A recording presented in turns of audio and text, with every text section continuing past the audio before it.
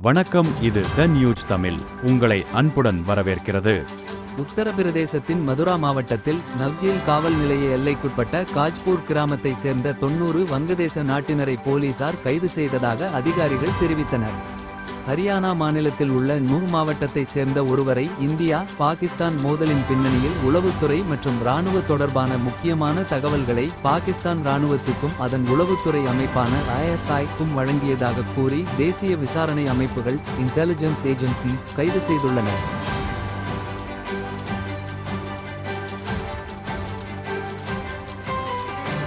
மேலும் இது போன்ற முக்கிய செய்திகளை அறிந்து கொள்ள இணைந்திருங்கள் த நியூஸ் தமிழ்.